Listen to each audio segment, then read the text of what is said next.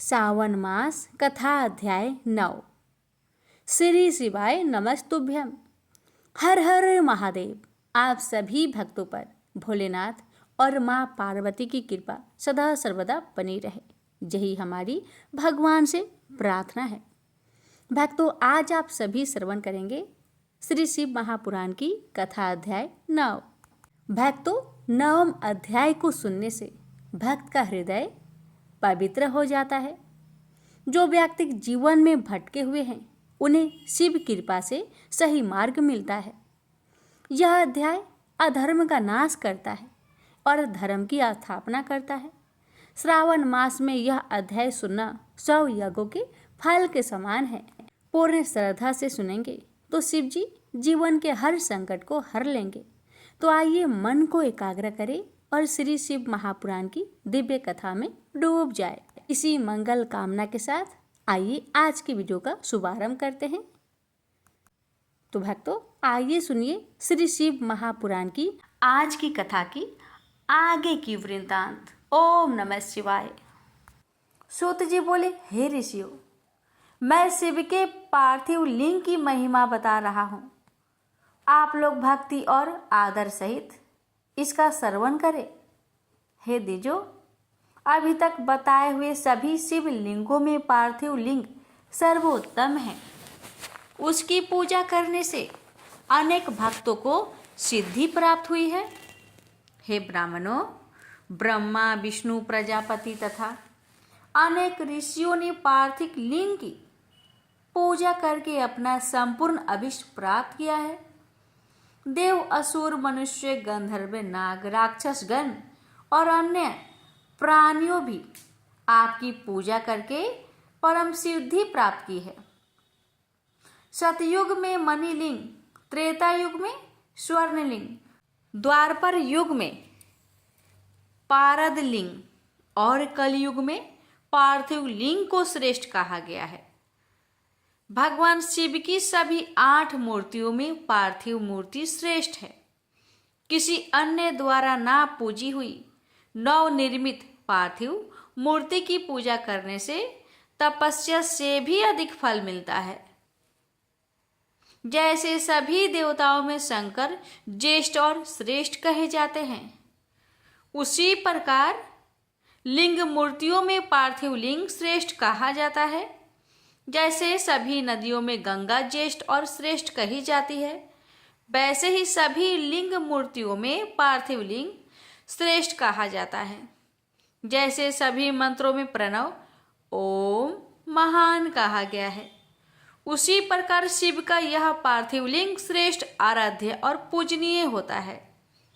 जैसे सभी वर्णों में ब्राह्मण श्रेष्ठ कहा जाता है, उसी प्रकार सभी लिंग मूर्तियों में पार्थिव लिंग श्रेष्ठ कहा जाता है। जैसे सभी पुरियों में काशी को श्रेष्ठम कहा जाता है, वैसे ही सभी शिवलिंगों में पार्थिव लिंग श्रेष्ठ कहा जाता है। जैसे सभी व्रतों में शिवरात्रि का व्रत सर्वोपरि है, उसी प्रकार सभी शिवलिंगों में पार्थिव लिंग सर्वश्रेष्ठ कहा जाता है। जैसे सभी देवियों में शैवी शक्ति प्रधान मानी जाती है, उसी प्रकार सभी शिवलिंगों में पार्थिव लिंग प्रधान माना जाता है।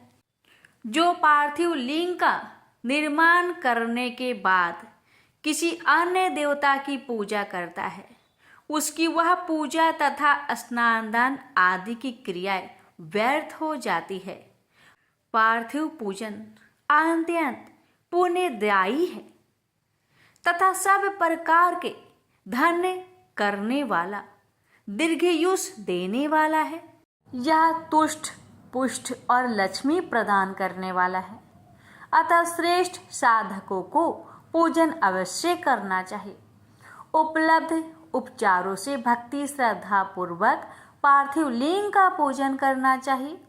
यह सभी कामनाओं की सिद्धि देने वाला है। जो सुंदर वेदी सहित पार्थिव लिंग का निर्माण करके उसकी पूजा करता है, वह इस लोक में धन धान्य से संपन्न होकर अंत में रुद्र लोक को प्राप्त करता है।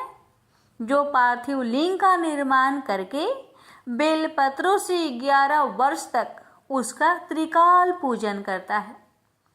उसके पुण्य फल को सुनिए, वह अपने इसी शरीर से रुद्र लोक में प्रतिष्ठा प्राप्त करता है।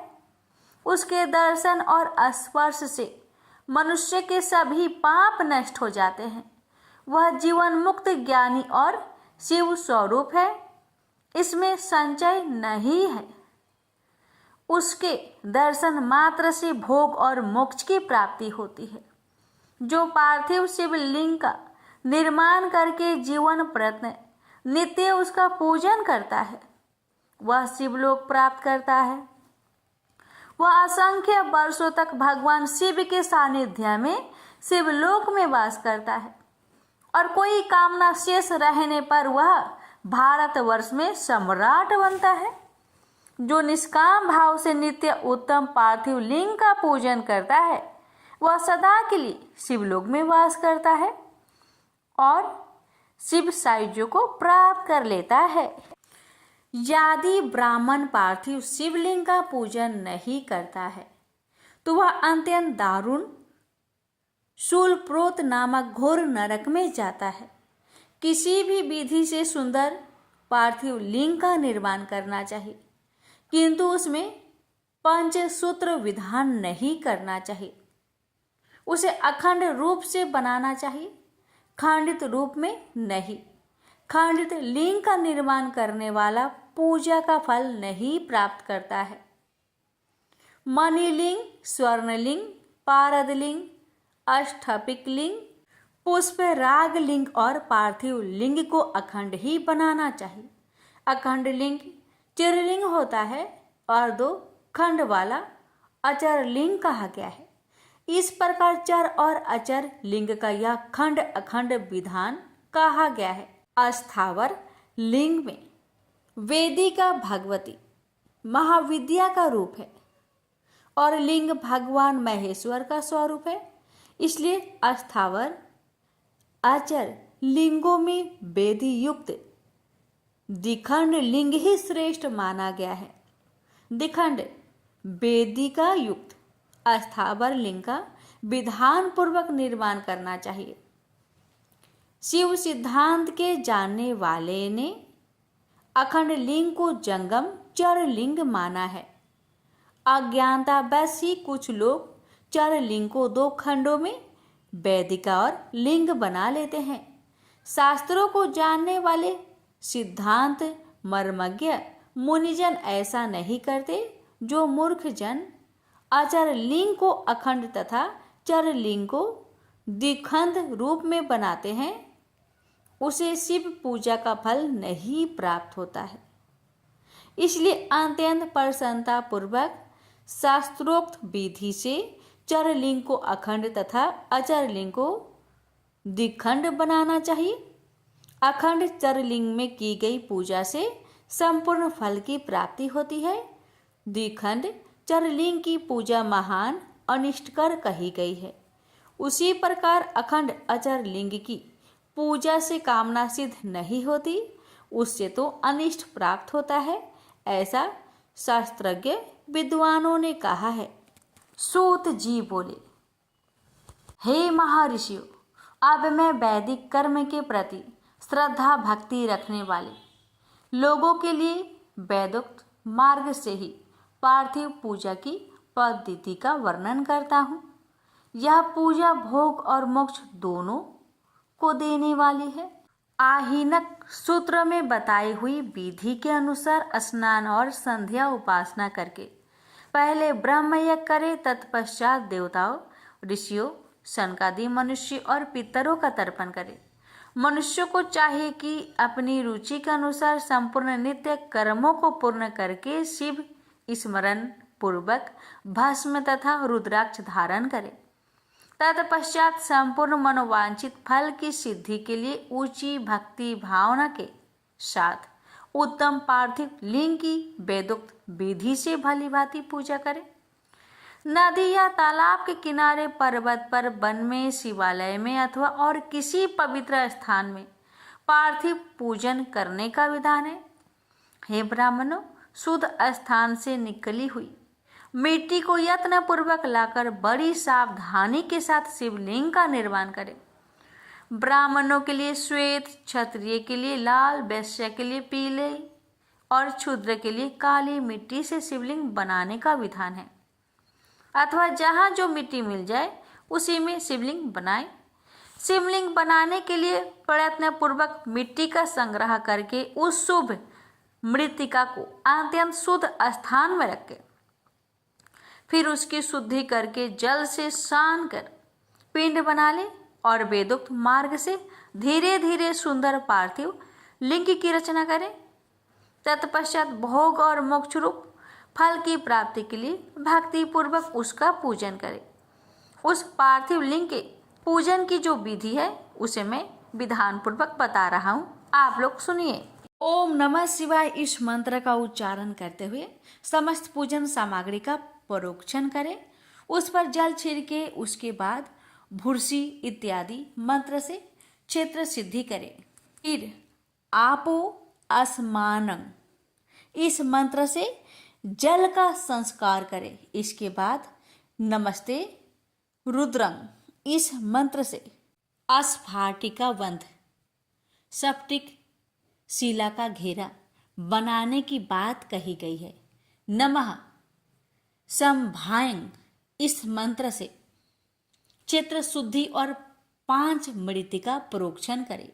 तत्पश्चात शिव भक्त पुरुष नमः पूर्वक नीलग्रीवाय मंत्र से शिवलिंग की उत्तम प्रतिष्ठा करें।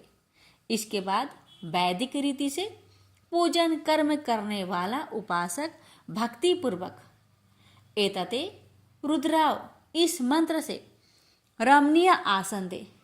मां नो महांतम इस मंत्र से आह्वान करे, या ते रुद्र इस मंत्र से भगवान शिव को आसन पर समासीन करे। यामिषु इस मंत्र से शिव के अंगों में न्यास करे। अयोध्योवचत इस मंत्र से प्रेम पूर्वक आधिवासन करे। असो यश तारमो इस मंत्र से शिवलिंग में इष्ट देवता शिव का न्यास करे। सो यशो सरपति शून्य इस मंत्र से उपसर्पण देवता के समीप गमन करे। इसके बाद नमस्तु नीलग्रीवे शून्य इस मंत्र से इष्ट देव को पाद्य समर्पित करे। रुद्र गायत्री से अर्घ दे। त्र्यंबक शून्य मंत्र से आचमन कराए। पय पृथिव्याम इस मंत्र से दुग्ध स्नान कराए। दधि क्रानो इस मंत्र से दधि स्नान कराए। घृत घृत पावा इस मंत्र से घृत स्नान कराए। मधि वाता मधु नक्त मधु मानो इन 3 ऋचाओं से मधु स्नान और शकरा स्नान कराए। इस दूध आदि 5 वस्तुओं को पंचामृत कहते हैं, अथवा पाद्य समर्पण के लिए कहे गए नमस्तु नीलग्रीवाय इत्यादि मंत्र द्वारा पंचमृत से स्नान कराए। तदंतर मां नमस्तोके इस मंत्र से प्रेम पूर्वक भगवान शिव को कटिबंध करधनी अर्पित करे। नमो धृष्णवे इस मंत्र का उच्चारण करके आराध्य देवता को उत्तरीय धारण कराए। याते हेतिंग इत्यादि 4 ऋचाओं को पढ़कर वेदयज्ञ भक्त प्रेम से विधि पूर्वक भगवान शिव के लिए वस्त्र एवं यज्ञोपवीत समर्पित करे। इसके बाद नमः सौभय इत्यादि मंत्र को पढ़कर शुद्ध बुद्धि वाला भक्त पुरुष भगवान को प्रेम पूर्वक गंध सुगंधित चंदन एवं रोली चढ़ाए। नमस्त छभ्यो इस मंत्र से अक्षत अर्पित करे। नमः पराय इस मंत्र से फूल चढ़ाए। नमः परनाय इस मंत्र से बेलपत्र समर्पण करे। नमो नमः कपद्रिने च इत्यादि मंत्र से विधि पूर्वक धूप दे। नम आसवे इस ऋचा से शास्त्रोक्त विधि के अनुसार दीप निवेदन करें। तत्पश्चात हाथ धोकर नमो ज्येष्ठाय इस मंत्र से उत्तम नैवेद्य अर्पित करें। फिर पूर्वोक्त त्र्यंबक मंत्र से आचमन कराए। ऐसा कहा गया है, ईमा रुद्राय, इस ऋचा से फल समर्पण करे। फिर नमो ब्रजाय, इस मंत्र से भगवान शिव को अपना सब कुछ समर्पित कर दे। तदंतर मानो महानतम तथा मां नमस्तोके, इस पूर्वोक्त 2 मंत्र द्वारा केवल अक्षतों से 11 रुद्र का पूजन करे। फिर हिरण्य गर्भ इत्यादि मंत्र से जो 3 ऋचाएं के रूप में पठित है दक्षिणा चढ़ाए। देवस्वैर त्वा, इस मंत्र से विद्वान पुरुष आराध्य देव का अभिषेक करे। दीपक के लिए बताए हुए नमः आश्वे इत्यादि मंत्र से भगवान शिव की निराजना आरती करे। तत्पश्चात इमा रुद्राय इत्यादि 3 ऋचाओं से भक्ति पूर्वक रुद्रदेव को पुष्पांजलि अर्पित करे। मानो महानतम, इस मंत्र से विघ्न उपासक पूजनीय देवता की परिक्रमा करे। फिर उत्तम बुद्धि वाला उपासक मां नमस्तोके, इस मंत्र से भगवान को साष्टांग प्रणाम करे। ऐस्ते, इस मंत्र से शिव मुद्रा का प्रदर्शन करे। यतो यतः, इस मंत्र से अभय नामक मुद्रा का। त्र्यंबकम मंत्र से ज्ञान नामक मुद्रा का। तथा नमः स्वेना इत्यादि मंत्र से महामुद्रा का प्रदर्शन करे। नमो गोभ्य, इस ऋचा द्वारा धेनु मुद्रा दिखाए। इस तरह 5 मुद्राओं का प्रदर्शन करके शिव संबंधी मंत्रों का जप करे अथवा वेदज्ञ पुरुष शतरुद्रीय मंत्र की आवृत्ति करे। तत्पश्चात वेदज्ञ पुरुष पंचांग पाठ करे। तदंतर देवा गातु इत्यादि मंत्र से भगवान शंकर का विसर्जन करे। इस प्रकार शिव पूजा की वैदिक विधि का विस्तार से प्रतिपादन किया गया है। हे ऋषियों, अब संक्षेप में पार्थिव पूजन की वैदिक विधि को सुनो। सधो जातम, इस ऋचा से पार्थिव लिंग बनाने के लिए मिट्टी ले आए। वाम देवाय मंत्र पढ़कर उसमें जल डाले। जब मिट्टी सानकर तैयार हो जाए तब अघोर मंत्र से लिंग निर्माण करे। फिर तत्पुरुषाय, इस मंत्र से उसमें भगवान शिव का विधिवत आह्वान करे। तदंतर ईशान मंत्र से भगवान शिव को वेदी पर स्थापित करे। इसके सिवाय अन्य सब विधानों को भी शुद्ध बुद्धि वाला उपासक संक्षेप से ही संपन्न करे। इसके बाद विद्वान पुरुष पंचाक्षर मंत्र से अथवा गुरु के द्वारा दिए हुए अन्य किसी शिव संबंधी मंत्र से 16 उपचारों द्वारा विधिवत पूजन करे।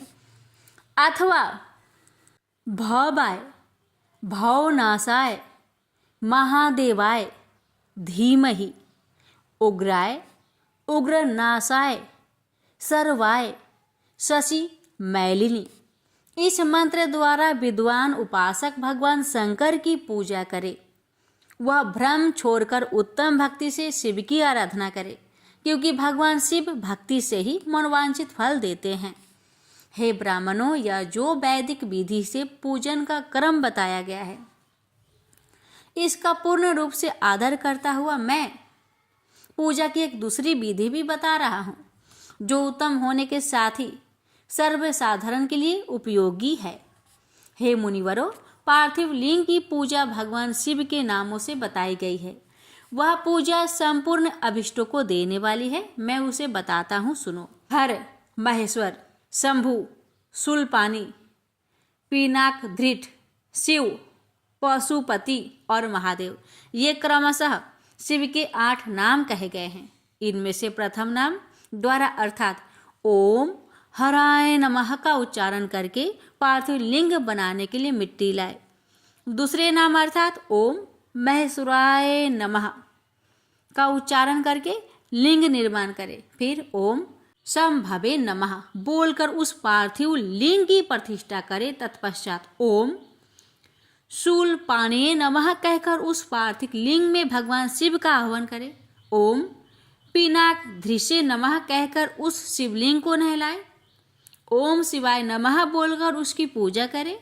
फिर ओम पशुपते नमः कहकर क्षमा प्रार्थना करे और अंत में ओम महादेवाय नमः कहकर आराध्य देव का विसर्जन कर दे।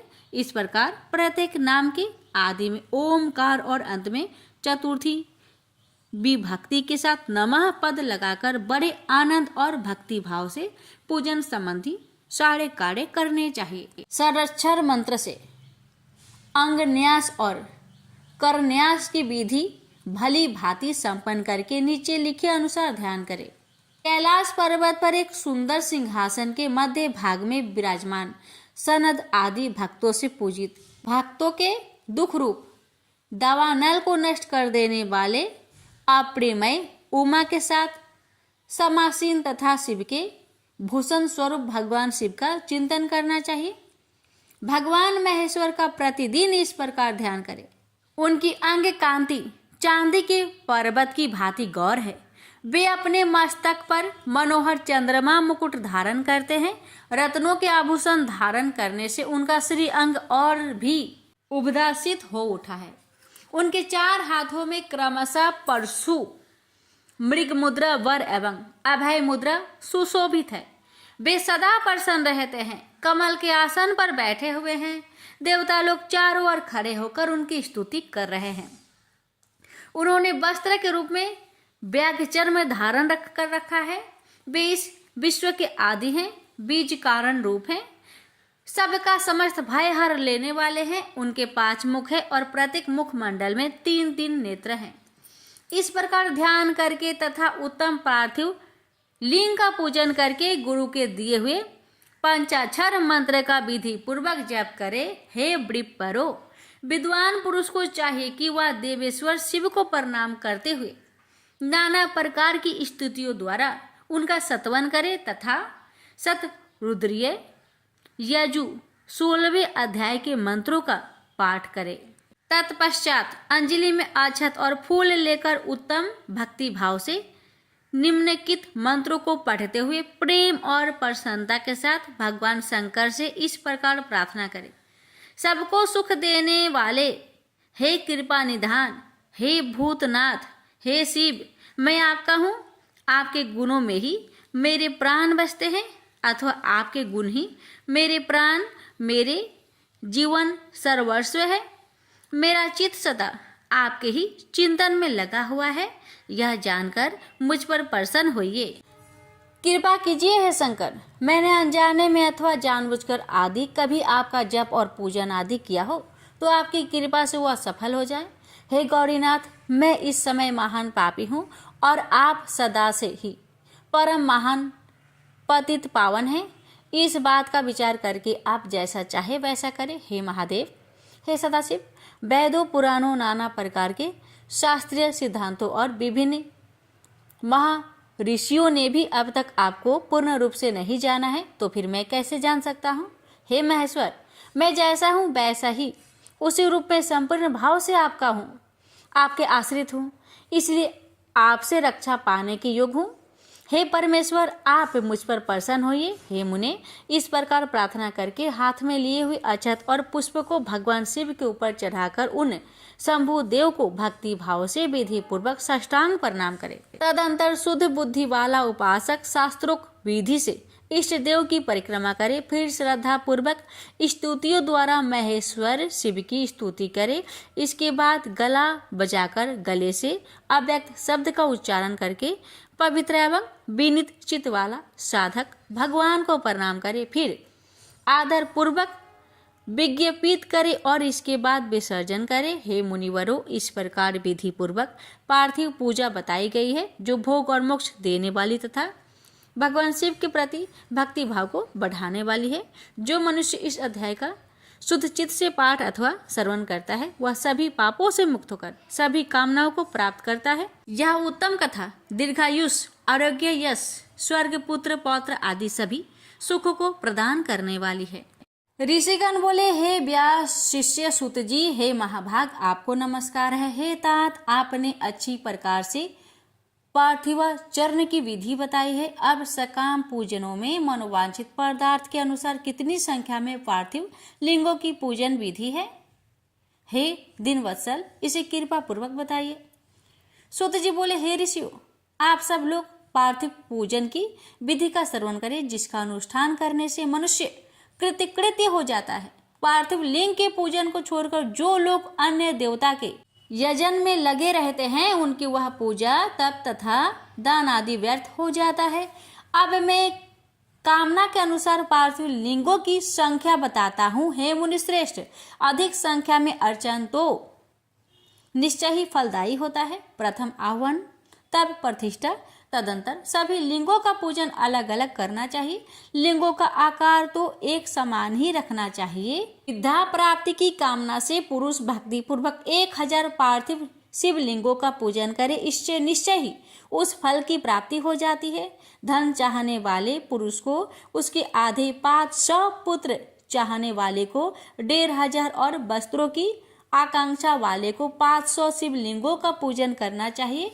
मोक्ष की कामना वाले व्यक्ति को 1 करोड़ भूमि की अभिलाषा वाले को 1000, दया प्राप्ति की इच्छा वाले को 3000 और तीर्थाटन की इच्छा रखने वाले को 2000 शिवलिंगों की पूजा करनी चाहिए। मित्र प्राप्ति की इच्छा वाले को 3000 तथा अभिचार कर्मों से 500 से लेकर 1000 तक पार्थिव शिवलिंग के पूजन की विधि है। कारागार आदि के बंधनों से छुटकारे की इच्छा से 1500 तथा राजभय से मुक्ति की इच्छा से 500 शिवलिंगों का पूजन बुद्धिमानों को जानना चाहिए। चोर आदि के संकट से बचने के लिए 200 और डाकिनी आदि से भय से मुक्ति हेतु 500 पार्थिव शिवलिंगों को पूजन बताया गया है। दरिद्रता से छुटकारे के लिए 5000 और सभी मनोकामनाओं की सिद्धि के लिए 10,000 पार्थिव शिवलिंगों का पूजन करना चाहिए। हे मुनि श्रेष्ठों, अब मैं नित्य पूजा विधि बताता हूँ, आप लोग सुने। एक पार्थिव लिंग का नित्य पूजन पापों को नाश करने वाला और 2 लिंगों का पूजन अर्थ की सिद्धि कराने वाला बताया गया है। 3 लिंगों का पूजन सभी कामनाओं को सिद्धि का मुख्य हेतु कहा गया है। पूर्व में बताई गई संख्या विधि में भी उत्तरोत्तर संख्या अधिक फलदायिनी होती है। अन्य मुनियों के मत से संख्या का जो अंतर है वो भी अब बताता हूँ। बुद्धिमान मनुष्य 10,000 पार्थिव शिवलिंगों का अर्चन करके महान राजभय से भी मुक्त होकर निर्भय हो जाता है। कारागार आदि से छूटने के लिए 10,000 लिंगों का अर्चन करना चाहिए और डाकिनी आदि के भय से छूटने के लिए 7,000 लिंगाचरण कराना चाहिए। पुत्रहीन पुरुष 55,000 लिंगाचरण करे। कन्या संतान की प्राप्ति 10,000 लिंगाचरण हो जाती है। 10,000 लिंगाचरण से विष्णु आदि देवों के समान ऐश्वर्य प्राप्त हो जाता है। 10 लाख शिवलिंगाचरण से अतुल संपत्ति प्राप्त हो जाती है। जो मनुष्य पृथ्वी पर 1 करोड़ शिवलिंगों का अर्चन करता है वह तो शिव रूप ही हो जाता है, इसमें संदेह नहीं करना चाहिए। पार्थिव पूजा करोड़ों यज्ञों का फल प्रदान करने वाली है, इसलिए सकाम भक्तों के लिए ये भोग और मोक्ष दोनों प्रदान करती है। जिस मनुष्य का समय रोज बिना लिंगाचरण के ही व्यतीत होता है उस दुराचारी तथा दुष्ट आत्मा व्यक्ति की महान हानि होती है। एक और सारे दान विविध व्रत तीर्थ नियम और यज्ञ है तथा उनके समकक्ष दूसरी ओर पार्थिव शिवलिंग का पूजन माना गया है। कलयुग में तो जैसे श्रेष्ठ लिंगाचरण दिखाई देता है वैसे अन्य कोई साधन नहीं है। यह समस्त शास्त्रों का निश्चित सिद्धांत है। शिवलिंग भोग और मोक्ष देने वाला तथा विविध आपदाओं का निवारण करने वाला है। इसका नित्य अर्चन करके मनुष्य शिव सायुज्य प्राप्त कर लेता है। महर्षियों को शिव नामय इस लिंग की नित्य पूजा करनी चाहिए। यह सभी लिंगों में श्रेष्ठ है, अतः विधान पूर्वक इसकी पूजा करनी चाहिए। हे मुनिवर, परिमाण के अनुसार लिंग 3 प्रकार के कहे गए हैं, उत्तम, मध्यम और अधम। उसे आप लोग सुने, मैं बताता हूँ।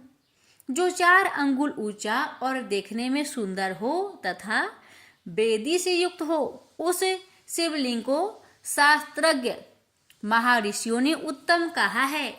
उससे आधा मध्यम और उससे भी आधा अधम माना गया है। इस तरह 3 प्रकार के शिवलिंग कहे गए हैं, जो उत्तरोत्तर श्रेष्ठ है। जो भक्ति तथा श्रद्धा से युक्त होकर अनेक लिंगों की मन से नित्य पूजा करते हैं, वह मनोवांछित कामनाओं की प्राप्ति कर लेते हैं। चारों वेदों में लिंगाचरण से बढ़कर कोई पुण्य नहीं है। सभी शास्त्रों का भी यह निर्णय है। विद्वान को चाहिए कि इस समस्त कर्म परपंच का त्याग करके परम भक्ति के साथ एकमात्र शिवलिंग का विधिवत पूजन करे। केवल शिवलिंग की पूजा हो जाने पर समग्र चराचर जगत की पूजा हो जाती है। संसार सागर में डूबे हुए लोगों के तरने का अन्य कोई भी साधन नहीं है। अज्ञान रूपी अंधकार से अंध हुए तथा विषय वासनाओं में आसक्त चित्त वाले लोगों के लिए इस जगत में भवसागर से पार होने हेतु लिंगाचरण के अतिरिक्त अन्य कोई नौका नहीं है। ब्रह्मा विष्णु आदि देवता मुनिगण यक्ष राक्षस गंधर्व चारण सिद्धजन दैत्य दानव शेष आदि नाग गरुड़ आदि पंछी प्रजापति मनु किन्नर और मानव समस्त अर्थ सिद्धि प्रदान करने वाले शिवलिंग की महान भक्ति के साथ पूजा करके अपने मन में स्थित उन समस्त अभिष्ट कामनाओं को प्राप्त कर चुके हैं। ब्राह्मण क्षत्रिय वैश्य शूद्र अथवा विलोम शंकर कोई भी क्यों न हो, वह अपने अधिकार के अनुसार वैदिक अथवा तांत्रिक मंत्र से सदा आदर पूर्वक शिवलिंग की पूजा करे। हे ब्राह्मणों, हे महर्षियों, अधिक कहने से क्या लाभ। शिवलिंग का पूजन करने में स्त्रियों का तथा अन्य सब लोगों का भी अधिकार है। द्विजों के लिए वैदिक पद्धति से ही शिवलिंग की पूजा श्रेष्ठ है, परंतु अन्य लोगों के लिए वैदिक मार्ग से पूजा करने की सम्मति नहीं है। वेदज्ञ द्विजों को वैदिक मार्ग से ही पूजन करना चाहिए, अन्य मार्ग से नहीं। यह भगवान शिव का कथन है। दधीचि गौतम आदि के श्राप से जिनका चित्त दग्ध हो गया है, उन द्विजों की वैदिक कर्म में श्रद्धा नहीं होती। जो मनुष्य वेदों तथा स्मृतियों में कहे हुए सत्कर्मों की अवहेलना करके दूसरे कर्मों को करने लगता है, उसका मनोरथ कभी सफल नहीं होता। इस प्रकार विधि पूर्वक भगवान शंकर का नवधांत पूजन करके उनकी त्रिभुवनमयी 8 मूर्तियों का भी वही पूजन करे। पृथ्वी जल अग्नि वायु आकाश सूर्य चंद्रमा तथा यजमान, ये भगवान शंकर की 8 मूर्तियां कही गई है। इन मूर्तियों के साथ साथ सर्वभौ रुद्र उग्र भीम ईश्वर महादेव तथा पशुपति इन नामों की भी अर्चना करे। तदंतर चंदन अक्षत और बेल पत्र लेकर वहां ईशान आदि के क्रम से भगवान शिव के परिवार का उत्तम भक्ति भाव से पूजन करे। ईशान नंदी चंड महाकाल भृंगी वृष स्कंद कपदीश्वर सोम तथा शुक्र, ये 10 शिव के परिवार है, जो क्रमशः ईशान आदि 10 दिशाओं में पूजनीय है। तत्पश्चात भगवान शिव के समक्ष वीरभद्र का और पीछे कृति मुख का पूजन करके विधि पूर्वक 11 रुद्रों की पूजा करे। इसके बाद पंचाक्षर मंत्र का जप करके शतरुद्रीय का पाठ तथा नाना प्रकार की स्तुतियां करके शिव पंचांग का पाठ करे। तत्पश्चात परिक्रमा और नमस्कार करके शिवलिंग का विसर्जन करे। इस प्रकार मैंने पूजन विधि की संपूर्ण विधि का आदर पूर्वक वर्णन किया है।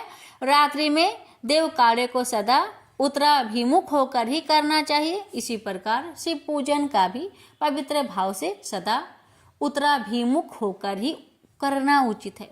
जहाँ शिवलिंग स्थापित हो उससे पूर्व दिशा का आश्रय लेकर बैठना या खड़ा नहीं होना चाहिए, क्योंकि वह दिशा भगवान शिव के आगे या सामने पड़ती है। इष्ट देवता का सामना रोकना ठीक नहीं है।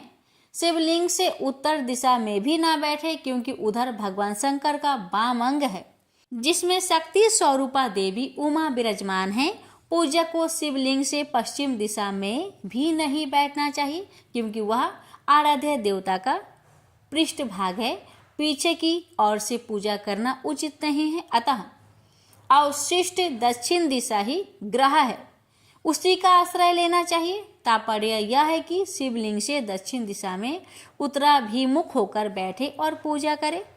विद्वान पुरुष को चाहिए कि वह बिना भस्म का त्रिपुंड लगाए, बिना रुद्राक्ष की माला धारण किए तथा बेल पत्र का बिना संग्रह किए भगवान शंकर की पूजा न करे। हे मुनिवरों, शिव पूजन आरंभ करते समय यदि भस्म ना मिले तो मिट्टी से ही ललाट में त्रिपुंड अवश्य ही कर लेना चाहिए। ऋषिगण बोले, हे महामुनि, हमने पहले सुना है कि भगवान शिव को अर्पित किया गया नैवेद्य आग्रह होता है, अतएव नैवेद्य के विषय में निर्णय और बेलपत्र का महात्म्य भी कहिए। सूत जी बोले, हे मुनियों, अब आप सब सावधानी से सुने, मैं प्रेम पूर्वक सब कुछ कह रहा हूँ।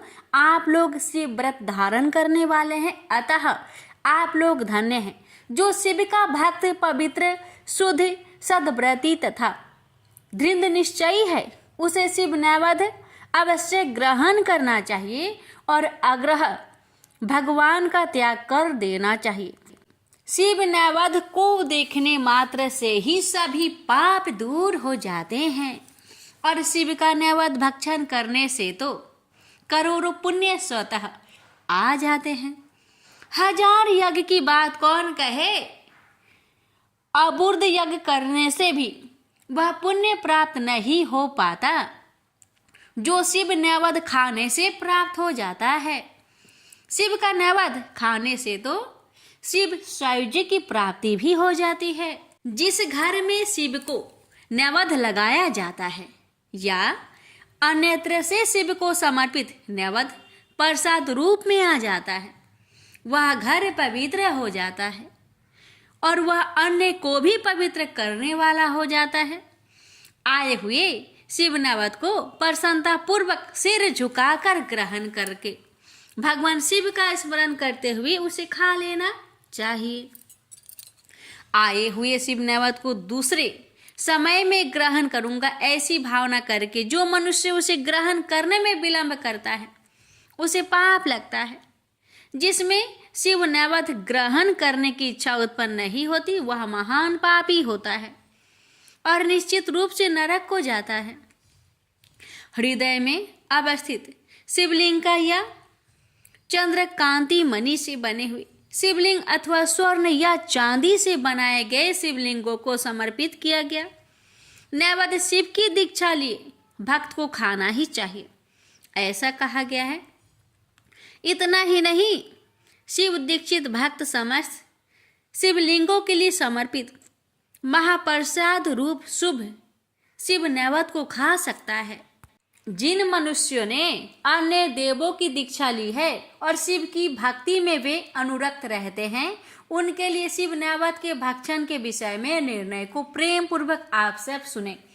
हे ब्राह्मणों, शालिग्राम में उत्पन्न शिवलिंग, रसलिंग, पारदलिंग, पाषाणलिंग, रजतलिंग, स्वर्णलिंग, देवों और सिद्ध मुनियों के द्वारा प्रतिष्ठित शिवलिंग, केसर के बने हुए लिंग, अष्टपिक लिंग, रत्नलिंग और ज्योतिर्लिंग आदि समस्त शिवलिंग के लिए समर्पित नैवेद्य का भक्षण करना चंद्रायन व्रत के समान फल देने वाला कहा गया है। यदि ब्रह्म हत्या करने वाला भी पवित्र होकर शिव का पवित्र निर्माल्य धारण करता है और उसे खाता है, उसके संपूर्ण पाप शीघ्र ही नष्ट हो जाते हैं। जहाँ चंड का अधिकार हो वहाँ शिवलिंग के लिए समर्पित नैवेद्य का भक्षण मनुष्य को नहीं करना चाहिए। जहाँ चंड का अधिकार ना हो वहाँ भक्ति पूर्वक भक्षण करना चाहिए। बाणलिंग, लोहलिंग, सिद्धिलिंग, स्वयंभूलिंग और अन्य समस्त प्रतिमाओं में चंड का अधिकार नहीं होता। जो विधि पूर्वक शिवलिंगों को स्नान कराकर उस स्नान जल को 3 बार पीता है उसके समस्त पाप शीघ्र ही नष्ट हो जाते हैं। चंड के द्वारा अधिकृत होने के कारण आग्रह शिव नैवेद्य पत्र, पुष्प, फल और जल यह सब शालग्राम शिला के स्पर्श से पवित्र हो जाता है। हे मुनीश्वरों, शिवलिंग के ऊपर जो भी द्रव्य चढ़ाया जाता है वह आग्रह है। और जो लिंग के स्पर्श से बाहर है उसे अत्यंत पवित्र जानना चाहिए। हे मुनि श्रेष्ठो, इस प्रकार मैंने शिव नवद का निर्णय कह दिया। अब आप सब सावधानी से बेलपत्र के महात्म्य को आदर पूर्वक सुने। बेल वृक्ष तो महादेव स्वरूप है, देवों के द्वारा भी इसकी स्तुति की गई है। अतः जिस किसी प्रकार से उसकी महिमा को कैसे जाना जा सकता है। संसार में जितने भी प्रसिद्ध तीर्थ है वे सब तीर्थ बेल्व के मूल में निवास करते हैं। जो पुण्य आत्मा बेल्व वृक्ष के मूल में लिंग रूपी अव्यय भगवान महादेव की पूजा करता है वह निश्चित रूप से शिव को प्राप्त कर लेता है। जो प्राणी बेल वृक्ष के मूल में शिव जी के मस्तक पर अभिषेक करता है वह समस्त तीर्थों में स्नान करने का फल प्राप्त कर पृथ्वी पर पवित्र हो जाता है। इस बेल वृक्ष के मूल में बने हुए उत्तम थालों को जल से परिपूर्ण देखकर भगवान शिव अत्यंत प्रसन्न होते हैं। जो व्यक्ति गंध पुष्प आदि से बेल वृक्ष के मूल का पूजन करता है वह शिवलोक को प्राप्त करता है और उसके संतान और सुख की अभिवृद्धि होती है। जो मनुष्य बेल वृक्ष के मूल में आदर पूर्वक दीपमाला का दान करता है वह तत्व ज्ञान से संपन्न होकर महादेव के सानिध्य को प्राप्त हो जाता है।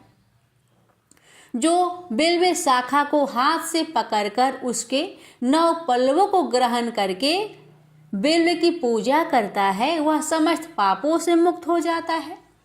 जो पुरुष भक्ति पूर्वक बेल वृक्ष के नीचे एक से भक्तों को भोजन कराता है उसे करोड़ों मनुष्य को भोजन कराने का पुण्य प्राप्त होता है। जो बेल वृक्ष के नीचे दूध और घी से युक्त अन्य से भक्तों को प्रदान करता है वह दरिद्र नहीं रह जाता। हे ब्राह्मणों, इस प्रकार मैंने सांगोपांग शिवलिंग के पूजन विधि को कह दिया है। इसमें भी प्रवृत्तों और निवृत्तों के लिए 2 भेद हैं। प्रवृत्ति मार्गियों के लिए पीठ पूजा इस भूतल पर संपूर्ण अभिष्ट वस्तुओं को देने वाली होती है। परवृत्त पुरुषों को चाहिए कि सुपात्र गुरु आदि के द्वारा ही सारी पूजा संपन्न करे। शिवलिंग का अभिषेक करने के पश्चात अगहनी अन्न से नैवेद्य लगाना चाहिए। पूजा के अंत में उस शिवलिंग को किसी शुद्ध कूट डिब्बे में रख देना चाहिए अथवा किसी दूसरे शुद्ध घर में स्थापित कर देना चाहिए। निवृत्ति मार्गी उपासक के लिए हाथ पर ही शिव पूजा का विधान है। उन्हें भिक्षा आदि से प्राप्त अपने भोजन को ही नैवेद्य रूप में अर्पित करना चाहिए। निवृत्ति मार्गियों के लिए परात पर सूक्ष्म लिंग ही श्रेष्ठ बताया गया है। उन्हें चाहिए कि विभूति से ही पूजा करे और विभूति का ही नैवेद्य शिव को प्रदान करे। पूजा करने के पश्चात उस विभूति स्वरूप लिंग को सिर पर सदा धारण करना चाहिए। ऋषिगण बोले, हे महाभाग व्यास शिष्य सूत जी, आपको नमस्कार है। अब आप परम उत्तम भस्म महात्म्य का विस्तार पूर्वक वर्णन कीजिए। भस्म महात्म्य, रुद्राक्ष महात्म्य तथा उत्तम नाम महात्म्य, इन तीनों का परम प्रसन्नता पूर्वक प्रतिपादन कीजिए और हमारे हृदय को आनंदित कीजिए। सूत जी बोले, हे महर्षियों, आप लोगों ने बहुत उत्तम बात पूछी है। यह समस्त लोगों के लिए हितकारक विषय है। आप लोग महाधन्य पवित्र तथा अपने कुल के भूषण स्वरूप है।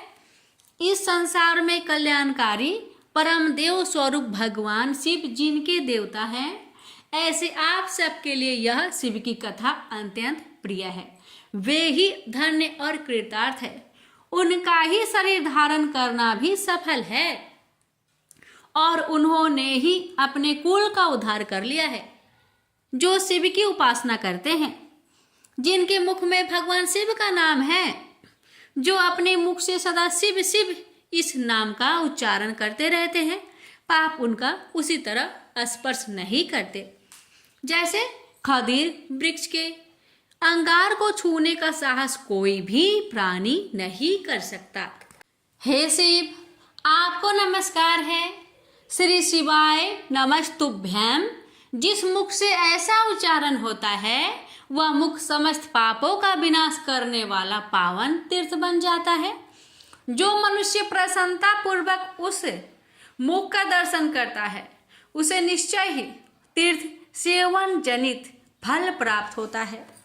हे ब्राह्मणों, शिव का नाम, विभूति, भस्म तथा रुद्राक्ष ये तीनों त्रिवेणी के समान परम पुण्य वाले माने गए हैं। जहाँ ये तीनों शुभतर वस्तुएं सर्वदा रहती है उसके दर्शन मात्र से मनुष्य त्रिवेणी स्नान का फल पा लेता है। जिसके शरीर में भस्म, रुद्राक्ष और मुख में शिव नाम ये तीनों नित्य विद्यमान रहते हैं उसका पाप विनाशक दर्शन संसार में दुर्लभ है। उस पुण्य आत्मा का दर्शन त्रिवेणी के समान ही है। त्रिवेणी इन दोनों में रच मात्र भी अंतर नहीं है। ऐसा जो नहीं जानता वह निश्चित ही पापी है, इसमें संदेह नहीं है। जिसके मस्तक पर विभूति नहीं है, अंग में रुद्राक्ष नहीं है और मुख में शिवमयी वाणी नहीं है उसे अधम व्यक्ति के समान त्याग देना चाहिए। भगवान शिव का नाम गंगा है, विभूति यमुना मानी गई है तथा रुद्राक्ष को सरस्वती कहा गया है। इन तीनों की संयुक्त त्रिवेणी समस्त पापों का नाश करने वाली है। बहुत पहले की बात है, हितकारी ब्रह्मा ने जिसके शरीर में उक्त ये तीनों त्रिपुंड रुद्राक्ष और शिव नाम संयुक्त रूप से विद्यमान थे, उनके फल को तुला के पलड़े में एक और रखकर त्रिवेणी में स्नान करने से उत्पन्न फल को दूसरे और के पलड़े में रखा और तुलना की तो दोनों बराबर ही उतरे। अतएव विद्वानों को चाहिए कि इन तीनों को सदा अपने शरीर पर धारण करें। उसी दिन से ब्रह्मा, विष्णु और आदि देव भी दर्शन मात्र से पापों को नष्ट कर देने वाले इन तीनों रुद्राक्ष, विभूति और शिव नाम को धारण करने लगे। ऋषिगण बोले, हे सुब्रत, भस्म, रुद्राक्ष और शिव नाम इन तीनों को धारण करने से इस प्रकार उत्पन्न होने वाले फल का वर्णन तो आपने कह दिया है, किंतु अब आप विशेष रूप से उनके महात्म्य का वर्णन कीजिए। सूत जी बोले, ज्ञानियों में श्रेष्ठ, हे महाप्रज्ञ, हे शिव भक्त ऋषियों और वृपो, आप सब सद्भक्ति तथा आदर पूर्वक उस भस्म, रुद्राक्ष और शिव नाम इन तीनों का महात्म्य सुने। शास्त्रों, पुराणों और श्रुतियों में भी इनका महात्म्य अत्यंत गूढ़ कहा गया है। हे वृपो, आप सबके स्नेह बस इस समय में उस रहस्य को खोलकर प्रकाशित करने जा रहा हूँ। हे श्रेष्ठ ब्राह्मणों, इन तीनों की महिमा को सधी लक्षण भगवान महेश्वर के बिना दूसरा कौन भली भांति जान सकता है। इस ब्रह्मांड में जो कुछ है वह सब तो केवल महेश्वर ही जानते हैं। हे वृपगण, मैं अपनी श्रद्धा भक्ति के अनुसार संक्षेप से भगवान नाम की महिमा का कुछ वर्णन करता हूँ। आप सब लोग प्रेम पूर्वक उसे सुने। यह नाम महात्म्य समस्त पापों को हर लेने वाला सर्वोत्तम साधन है। शिव इस नाम रूपी दवानल से महान पातक रूपी पर्वत अनायास ही भस्म हो जाता है। यह सत्य है, सत्य है, इसमें संचय नहीं है। हे सौनक, पाप मूलक जो नाना प्रकार के दुख हैं वे एकमात्र शिव नाम भगवान नाम से ही नष्ट होने वाला है। दूसरे साधनों से संपूर्ण यत्न करने पर भी पूर्णतया नष्ट नहीं होते हैं। जो मनुष्य इस भूतल पर सदा भगवान शिव के नामों के जप में ही लगा हुआ है वह वेदों का ज्ञाता, वह पुण्य आत्मा है, वह धन्यवाद का पात्र है तथा वह विद्वान माना गया है। हे मुने, जिनका शिव नाम जप में विश्वास है उनके द्वारा आचरित नाना प्रकार के धर्म तत्काल फल देने के लिए उत्सुक हो जाते हैं। हे महर्षि, भगवान शिव के नाम से जितने पाप नष्ट होते हैं उतने पाप मनुष्य इस भूतल पर कर ही नहीं सकता। हे मुने, ब्रह्म हत्या जैसे पापों की समस्त अपरिमित राशियां शिव नाम लेने से शीघ्र ही नष्ट हो जाती है। जो शिव नाम रूपी नौका पर आरूढ़ होकर संसार समुद्र को पार कर लेते हैं उनके जन्म मरण रूप संसार के मूलभूत वे सारे पाप निश्चय ही नष्ट हो जाते हैं। हे महामुने, संसार की मूलभूत पातक रूपी वृक्ष का शिव नाम रूपी कुठार से निश्चय ही नाश हो जाता है। जो पाप रूपी दवा नल से पीड़ित है, उन्हें शिव नाम रूपी अमृत का पान करना चाहिए।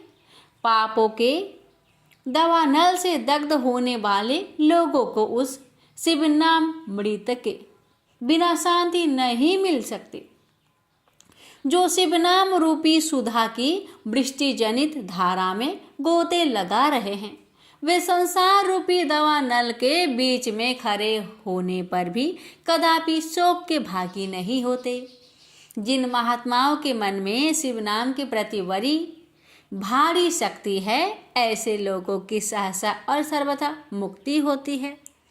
हे मुनीश्वर, जिसने अनेक जन्मों तक तपस्या की है, उसी की शिव नाम के प्रति भक्ति होती है, जो समस्त पापों को नाश करने वाली है। जिसके मन में भगवान शिव के नाम के प्रति कभी खंडित न होने वाली असाधारण भक्ति प्रकट हुई है, उसी के लिए मोक्ष सुलभ है। यह मेरा मत है। जो अनेक पाप करके भी भगवान शिव के नाम जप में लग गया है, वह समस्त पापों से मुक्त हो ही जाता है, इसमें संशय नहीं है। जैसे वन में दवा नल से दग्ध हुए वृक्ष भस्म हो जाते हैं, उसी प्रकार शिव नाम रूपी दवा नल से दग्ध होकर उस समय तक के सारे पाप भस्म हो जाते हैं। हे शौनक, जिस अंग नित्य भस्म लगाने से पवित्र हो गए हैं तथा जो शिव नाम जप का आदर करने लगा है, वह घोर संसार सागर को भी पार कर ही लेता है। ब्राह्मणों का धन हरण और अनेक ब्राह्मणों की हत्या करके भी जो आदर पूर्वक शिव के नाम का जप करता है, वह पापों से लिप्त नहीं होता, अर्थात उसे किसी भी प्रकार का पाप नहीं लगता। संपूर्ण वेदों का अवलोकन करके पूर्ववर्ती महर्षियों ने यही निश्चित किया है कि भगवान शिव के नाम का जप संसार सागर को पार करने के लिए सर्वोत्तम उपाय है। हे मुनिवरों, अधिक कहने से क्या लाभ। मैं शिव नाम के सर्व पापहारी महात्म्य का वर्णन एक ही श्लोक में करता हूँ। भगवान शंकर के एक नाम में ही पाप हारिनी की जितनी शक्ति है, उतना पातक मनुष्य कभी भी कर ही नहीं सकता। हे मुने, पूर्व काल में महापापी राजा इंद्रधूम्न ने शिव नाम के प्रभाव से ही उत्तम सद्गति प्राप्त की थी। इसी तरह कोई ब्राह्मणी युवती भी जो बहुत पाप कर चुकी थी, शिव नाम के प्रभाव से उत्तम गति को प्राप्त हुई। हे द्विजवरों, इस प्रकार मैंने आप लोगों से भगवान नाम के उत्तम महात्म्य का वर्णन किया। अब आप लोग भस्म का महात्म्य सुने, जो समस्त पावन वस्तुओं को भी पवित्र करने वाला है। प्यारे भक्तों, यहीं पर श्री शिव महापुराण की कथा का समापन करते हैं। इसके आगे की कथा कल के वीडियो में अवश्य सुनेगा। अब सुने महादेव जी की कथा। ओम नमः शिवाय। हर हर महादेव। माता पार्वती की जय। प्यारे भक्तगणों, आज महाशिवरात्रि पर्व की सुअवसर पर मैं आप सभी को सुना रही हूँ काशी क्षेत्र का महात्म्य। इसे पढ़ने सुनने से सबका कल्याण होता है, सभी मनोकामना शीघ्र ही पूर्ण हो जाती है। बड़े ही श्रद्धा भाव से प्रसन्नचित मन से कथा को पूरा श्रवण कीजिएगा, कथा का अनादर ना करें। नाथ आप सभी की मनोकामना को अवश्य पूर्ण करेंगे। कथा एक समय की बात है। त्रिपुरारी भुजंगधारी श्री काशीपति महादेव जी जगन माता पार्वती के साथ प्रसन्न रूप में विराजमान थे। जग माता ने उनसे अनुरोध किया, भगवान कोई कथा कहिए। इस पर भगवान भूत भावन किंचित मुस्कुराए और बोले, हे पार्वती सुनो, पूर्व समय में कुसमांड नामक एक ऋषि का पुत्र मंडप नाम से विख्यात था। बाल्यकाल में ही कुसंगति के कारण पाप कर्म में लीन हो गया था। अतः उसकी निंदित कथाओं को सुनकर उसके पिता, माता, भाई आदि सभी संबंधियों ने उसको अपने से अलग कर दिया। वह पूर्व जन्म के कर्मों के कारण किसी का कहना नहीं मान रहा था। उसकी आदतें यहाँ तक कि खराब हो गई कि वह साधु महात्मा सत्पुरुषों एवं देवी देवताओं तक की निंदा करने लगा। युवा होने पर वह दूसरी स्त्रियों के प्रेम में फंस गया।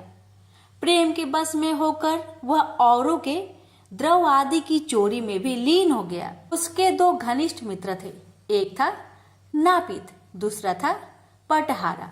इन तीनों ने मिलकर विचार किया कि किसी धनी के घर चोरी करके अधिक धन प्राप्त किया जाए। अतः तीनों ने मिलकर राजा के यहाँ चोरी की। इस चोरी के कारण बहुत सा धन हाथ लगा। सारा धन मंडप के पास था। दोनों मित्रों के मांगने पर भी उसने उन लोगों का हिस्सा नहीं दिया। इस धन को वह एक वेश्या के यहाँ ले गया। वेश्या के यहाँ वह प्रेम लीला करने लगा। इस बीच उसको प्यास लगी। पलंग के नीचे रखी गिलास उसने खाली कर दी। स्वाद कुछ दूसरा था। इसमें क्या था? उसने वेश्या से पूछा। इसमें मदिरा थी। मंडप को इससे बड़ा दुख हुआ। मदिरा पान करके उसने महापाप किया है, यह सोचकर वह बड़ा दुख करने लगा। पर वेश्या बराबर मदिरा का गुणगान करती गई। उसने मंडप को फुसलाकर और मदिरा पिला दी तथा उसका सारा धन लेकर उसको बाहर निकाल दिया। होश में आने पर मंडप बड़ा विलाप करने लगा। पश्चाताप करता हुआ वह अपने मित्र के पास आया। सारी आप बीती सुना दी। उन मित्रों ने कहा, हे मित्र, तुमने मदिरा पान करके बड़ा पाप किया है। अब तुम इसका प्रायश्चित करो। मुझे प्रायश्चित का उपाय कहो। बिना प्रायश्चित के सुरापान का दोष नहीं मिटेगा। अतः उस वेश्या से स्वर्ण प्राप्त कर दान करो। यदि तुम ऐसा नहीं करोगे तो हम लोग तुम्हारी बड़ी निंदा करेंगे। यह सुनकर मंडप बड़ा दुखी हुआ। वह वेश्या के पास आया और वेश्या से अपना सारा दुखड़ा सुनाया। उसने वेश्या से स्वर्ण की मांग की। इस पर वेश्या बड़ी बिगड़ी और बोली, तुमने जो धन दिया है अब उसकी मांग मत करो। वेश्याएं कभी मिला हुआ धन वापस नहीं करती। क्या तुमको इस साधारण नियम का ज्ञान नहीं है? इस पर मंडप गिड़गिड़ाने लगा, पर वेश्या का हृदय पर इसका जरा भी असर न हुआ। उसने अन्य वेश्याओं को बुला लिया। सब मिलकर उसकी भर्त्सना करने लगी। कई ने तो उसको धमकी भी दे दी, हे पार्वती। इस प्रकार मंडप बहुत अपमानित होकर वहां से निकाल दिया गया। मंडप विलाप करता हुआ अपने पिता के घर की ओर चला। उसके दोनों मित्र पीछे लग गए। जब मंडप पिता के सामने आया तो दोनों मित्रों ने उसका हाथ पकड़ लिया। बोले, मंडप, हम लोगों ने मिलकर राजा के यहाँ चोरी की है, पर तुमने हम लोगों का अंश नहीं दिया है। तुम हम लोगों का अंश दो। यह बात सुनकर कुष्मांड मुनि बहुत दुखी हुए और बोले, इस अधम से तुम लोगों की मैत्री कैसे हो गई? मंडप के मित्रों ने कहा, हे मुने, इसे भाभी ही समझिए। पर न्याय की बात तो यह है कि आपका पुत्र हमारा अंश नहीं दे रहा है। यह सारा धन लेकर एक वेश्या के यहाँ चला गया। उसने सारा धन ले लिया। वह वेश्या वाद विवाद में बड़ी चतुर है। वह धन वापस नहीं करेगी। अतः आप हमारा धन दिलवाइए, अन्यथा हम राज दरबार में गुहार करेंगे। इस पर कुष्मांड मुनि ने अपने पुत्र का हाथ पकड़ लिया। मुनि ने कहा, चलो मैं स्वयं राजा के पास चलता हूँ। न्याय प्रिय और धर्मात्मा राजा के दंड से पाप का नाश हो जाता है। पाप का प्रायश्चित न करने पर नरक यातना भोगनी पड़ती है। इस पर मंडप के मित्रों ने कहा, हे मुने, आप अपने पुत्र को हमारे हवाले कर दे। राज दरबार में आपका जाना ठीक नहीं है। हम लोग इससे निपट लेंगे। इस पर मुनि श्रेष्ठ ने कहा, हे अधम पुत्र, तुम इन लोगों के साथ जाकर राजदंड भोगकर प्रायश्चित करो। तुमने जो किया है बहुत बुरा किया है। आज से तुम मेरे पुत्र नहीं हो और मैं भी तुम्हारा कोई नहीं। जब तक तुम प्रायश्चित करके नहीं आओगे मैं तुम्हारा मुख नहीं देख सकता। मंडप के मित्र मंडप को अपने साथ ले गए। दूर एक घने जंगल में ले जाकर पहले तो उसकी खूब भर्त्सना की, फिर बाद में उसको पीटना शुरू किया। बेहद पीटने के कारण मंडप बेहोश होकर गिर पड़ा। उसके मित्रों ने समझा कि वह मर गया, अतः उसको मरा हुआ जानकर उसके मित्रगण उसे वहीं छोड़कर चले गए। कुछ देर बाद मंडप को चेत आया तो वह विलाप करता हुआ एक और को चल पड़ा। उसके दोनों मित्र एक मंदिर में रात भर भूखे प्यासे टिके रहे और प्रायश्चित करते रहे। प्रातः वे दोनों उसे देखने के लिए गए कि उसके शरीर की अब क्या गति है। वहां मंडप को न पा उन दोनों को बड़ा आश्चर्य हुआ। फिर तो वे समझ गए कि मंडप मरा नहीं है, वह जीवित है और कहीं चला गया है। उस दिन शिव महात्म्य को जानने वाले लोग पंचकोशात्मक लिंग की प्रदक्षिणा कर रहे थे।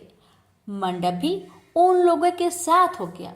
यात्रीगण कद्रमेश्वर के समीप रहे। मंडप ने भी वहां रहकर सारी रात जागरण किया। सब यात्रियों ने उसको साधु मान लिया और वह इस बात को भी मान गए कि वह परम शिव कुष्मांड का पुत्र मंडप है। मंडप शिवव्रतधारी परम शिव साधु के रूप में मान लिया गया। मंडप ने शंकर प्रतिमा के समक्ष नृत्य और भजन प्रारंभ कर दिया। सज्जनों ने उसकी भक्ति देखकर उसका बड़ा आदर किया। मंडप भी सत्संग से परम भक्ति भाव वाला हो गया। अब उसको ज्ञान हो गया कि शिव भक्ति के प्रताप से ही उसका इतना आदर हो रहा है। वह सबका प्रिय हो गया। साथ ही भोजन धन्य धान्य श्रद्धा भी मिल रही है। मंडप चंडिका देवी के मंदिर में आया। वहां काशी के धार्मिक सज्जनों द्वारा भीम चंडी की पूजा हो रही थी। मंडप का वहां बड़ा आदर किया गया। रात्रि में मंडप ने क्षेत्र महात्म्य कहा और सुना। इसके बाद शिव भक्तों और विष्णु भक्तों ने मिलकर कीर्तन किया। मंडप ने इस नित्य कीर्तन में प्रमुख भाग लिया। इससे प्रसन्न हो सबने मंडप की भूरी भूरी प्रशंसा की। इस प्रकार मंडप का मन शिव में लग गया। हे पार्वती, इस प्रकार मंडप मेरे क्षेत्र की प्रदक्षिणा करने लगा। ब्रह्म हत्या, सुरापान और चौड़े कर्म आदि पापों से छुटकारा पाने के लिए मेरी स्तुति करने लगा। इस प्रकार की आराधना से वह सारे पापों से मुक्त हो गया। देहली विनायक में आकर मंडप जीवा की लोलुपता से मुक्त होकर केवल शिव शिव का उच्चारण करने लगा। उसकी साधना और भक्ति भाव को देखकर सर्वत्र उसका बड़ा आदर और मान सम्मान होने लगा। हे पार्वती, मंडप ने अन्न जल सब त्याग दिया और बार बार विलाप कर कहने लगा कि ब्राह्मण शरीरधारी होकर भी मैंने स्वर्ण की चोरी की, साध्वी माता को ठगा, वेश्यागमन, सूरापान किया, ब्राह्मण शब्द का हनन किया। पश्चाताप से मंडप बेहाल हो गया। हे देवी, मंडप के मन में यह विचार आया कि मेरे क्षेत्र की प्रदक्षिणा करने से वह सारे पापों से मुक्त हो जाएगा। आता वह काशी काशी शिव शंकर शिव शिव की रट लगाकर अपने पापों का प्रायश्चित करता हुआ मेरे क्षेत्र की परिक्रमा करने लगा। रामेश्वर लिंग में आकर उसने स्नान पूजन किया, सोमनाथ का पूजन किया, सीता और लक्ष्मण के साथ श्री राम जी का पूजन किया। पूजन और भक्ति भाव देखकर सर्वत्र उसकी प्रशंसा हुई। मंडप ने अन्न जल त्याग दिया था। तदनंतर वृषभ ध्वज में आकर स्नान देव पूजन किया। प्रातः काल वरुणा संगम में स्नान किया। मुझे पूछता हुआ वह मेरे मंदिर आया। उसने आकर बड़ा दान पुण्य किया। संतोष मंडप ने साष्टांग प्रणाम किया। वह अनेक महात्मा उपस्थित थे। हे पार्वती, मंडप सबके आगे हाथ जोड़कर खड़ा हो गया और पूछने लगा, हे महात्माओं, मैंने बड़े बड़े पाप किए हैं। आप लोग कृपया यह बतलाइए कि इन पापों से मेरा छुटकारा किस प्रकार होगा। सभी महात्माओं ने कहा, हे मंडप, तुम शिव शक्ति केशव के भक्त हो गए हो। पंचक्रोशात्मक लिंग प्रदक्षिणा से और शिव कीर्तन से तुम्हारे सारे पाप नष्ट हो गए हैं। इस प्रकार सुन मंडप ने कहा, हे सदस्य गणों, पिताजी ने तो मुझको घर से निकाल दिया है। अब मैं अपने घर कैसे जाऊं और हे मुनि श्रेष्ठों, पिता को कैसे अपना मुख दिखलाऊं? इस पर सबने कहा, अब तुम्हारे सारे पापों का प्रायश्चित हो गया है, तुम सहर्ष घर जा सकते हो। हे पार्वती, इस प्रकार मंडप अपने पिता के घर के सामने आया और शिव शिव शंभो शंभो महादेव महादेव का उच्चारण करने लगा। स्वर सुनकर कुष्मांड मुनि ने अपनी पत्नी से कहा, हे प्रिय, देखो तो कौन द्वार पर शिव का उच्चारण करता हुआ हमें परम सुख दे रहा है। शिव नाम की अमृत वर्षा कौन कर रहा है? मुनि पत्नी ने द्वार पर अपने पुत्र को देखा। हे पुत्र, तुम्हारा आना कैसे हुआ? मंडप ने कहा, हे माता, आपको और पिताजी को महात्मागण बुला रहे हैं। यह सुनकर मंडप की माता अपने पति के पास आई और उनसे सारा वृत्तांत कहा। हे पूज्यवर, आपका पुत्र शिव का नाम रट्टा हुआ द्वार पर उपस्थित है। उसका कहना है कि प्रायश्चित करके वह पवित्र हो गया है। सदस्यगण आपको बुला रहे हैं, वे प्रायश्चित का प्रमाण देंगे। कुष्मांड मुनि दरवाजे पर आए। उन्होंने रुद्राक्षधारी शिव भक्त मंडप को देखा। तुम क्यों आए हो? थोड़े से प्रायश्चित से बड़े पाप का नाश नहीं होता है। मंडप ने कहा, हे पिताजी, इसमें कोई संदेह नहीं है कि मैंने बड़े पाप किए हैं। इतना होने पर भी महात्मागण आपको बुला रहे हैं। मुनि अपनी पत्नी के साथ महात्माओं के पास आए। महात्माओं ने एक स्वर से कहा, हे मुनिवर, आपका पुत्र समस्त पापों से मुक्त हो गया है। कुष्मांड ऋषि ने पूछा, हे मुनि श्रेष्ठों, किस आधार पर आपकी दृष्टि में मेरा पुत्र पाप मुक्त हो गया है? इसने तो बड़े बड़े पाप किए हैं। महात्माओं ने कहा, हे मुनि, इस मुक्ति मंडप के स्वामी श्री भगवान विष्णु है, वही इसका उत्तर देंगे। महात्माओं ने विष्णु भगवान की स्तुति की। इस पर आकाशवाणी हुई, हे स्तुति करने वाले महात्माओं, यह महापापी मंडप जो कुष्मांड मुनि का पुत्र है, अब अपने पापों से मुक्त हो शुद्ध हो गया है। यह साधु संतों के साथ शिव शंकर के क्षेत्र की परिक्रमा कर चुका है। अब कुष्मांड मुनि इसे ग्रहण कर सकते हैं। इस प्रकार हे पार्वती, मंडप को कुष्मांड मुनि आदर पूर्वक अपने घर ले गए। इस कथा को सुनकर माता पार्वती परम प्रसन्न हुई। बोली, प्रभु, आपने यह महत्वपूर्ण कथा कही, इससे कलयुग में प्राणियों का बड़ा भला होगा। कृपा कर इस पर कुछ और प्रकाश डाले। इस पर शिवजी बोले, हे पार्वती, अब तुम भैरव जी की कथा सुनो। इस पर भैरव जी प्रकट हुए और बोले, त्रेता युग में समदर्शी सांडल्य नाम का एक ब्राह्मण था। वह महापंडित था। उसकी पुत्री का नाम विशालाक्षी था। वह अति सुंदरी थी। बाल्यकाल में ही उसके पिता ने उसका विवाह कर दिया। विवाह के बाद भी वह अपने पिता के घर पर रहती थी। वह युवा हो गई। युवा अवस्था होने पर भी उसका पति न आया, अतः सांडिल्य ब्राह्मण की कन्या पाप रहता हो गई। इस कन्या ने काशी में बड़े पाप किए। सुंदरी होने के कारण दूर दूर के युवक उसके पास आने लगे। एक समय की बात है, बड़े बड़े पापों को नष्ट करने वाली पंचक्रोशी यात्रा के मार्गियों देखकर वह विचारने लगी कि इस लोगों को पाप रट किया जाए। उस रात यात्रीगण दुर्गा कुंड पर रुके थे। विशालाक्षी धन के लोभ से वहां गई। वहां भजन कीर्तन का स्वयं रचाया। यात्री उसका भक्ति भाव देखकर प्रसन्न हुए और उसे वैष्णवी समझ बड़ा दान पुण्य किए। इस लोभ के कारण वैश्या विशालाक्षी यात्रियों के साथ हो गई। कर्म मेदेश्वर दहलीज रामेश्वर में उसने निवास किया और वरुणा संगम में स्नान किया। यात्रियों द्वारा उसने काशी महात्म्य की कथा भी श्रवण की। इस सत्संग समागम से विशालाक्षी की आंखें खुल गई। उसने अपने पर बड़ा पश्चाताप किया। यात्रियों का सारा धन उसने लौटा दिया और पाप से अलग होने का निर्णय कर लिया।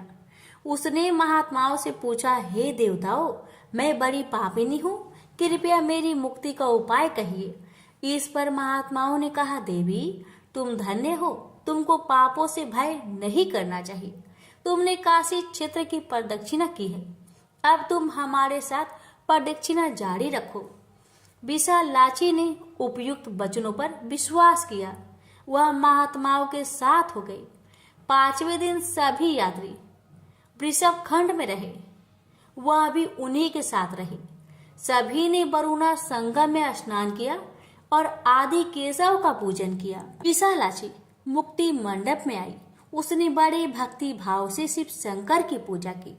इस प्रकार विशालाक्षी सभी पापों से मुक्त हो गई। उसके पिता सांडल्य ने बड़े आदर के साथ उसे अपने घर में स्थान दिया। वह इस प्रकार पवित्र हो गई। भैरव जी बोले, हे पार्वती, यह काशी क्षेत्र का महात्म्य है। इसे पढ़ने, सुनने, सुनाने से सबका कल्याण होता है। प्रेम से बोलिए हर हर महादेव, माता पार्वती की जय।